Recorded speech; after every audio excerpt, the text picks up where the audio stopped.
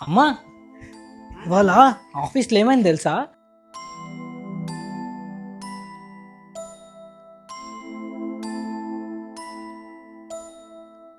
సంజ వేడి నీళ్ళు పెట్టు, స్నానానికి వెళ్తా. నేనేమీ నీ పని మనిషి కాదు, వెళ్ళి నువ్వే పెట్టుకో. ఎందుకంత కోపం? ఇంటికి వచ్చి 2 గంటలు అవుతుంది. మీ అమ్మతో టైం స్పెండ్ చేయడానికి కుదురుతుంది కానీ నాతో స్పెండ్ చేయడం కుదరదా? ఛీ. హలో, ఏం చేస్తున్నావు? తిన్నావా? సరే కానీ వాళ్ళ మూవీకి వెళ్దాం. వెళ్దాం, ఇప్పుడే బుక్ చేస్తున్నా. ఓకే నాన్న. వీడు తిన్నాడో లేదో ఫోన్ చేద్దాం.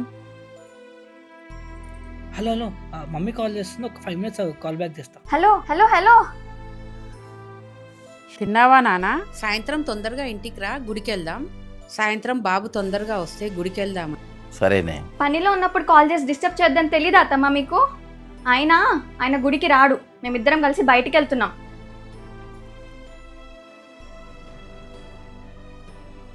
మూవీ బాగుంది కదా నాన్న తిన్నావా? అమ్మా తినేసాము. ఏంటత్తమ్మా మీ ప్రాబ్లం? మేము ఎక్కడికి వెళ్తున్నాం, ఏం చేస్తున్నాం అన్నీ కావాలా మీకు? మాకంటూ ప్రైవసీ లేదా? అయినా 12 అవుతుంది, మీ రూమ్లో మీరు పడుకోకుండా ఇక్కడేం పని మీకు?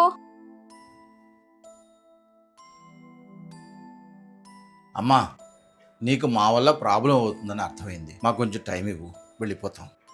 కానీ ఒక మాట, కాలం కదులుతున్న కొద్దీ నీ కడుపులో కూడా కొడుకు పుడతాడు, వాడికి కూడా పెళ్ళి అవుతుంది. అప్పుడు ఒక కన్నతల్లి పడే బాధ ఏంటో నీకు తెలుస్తుంది.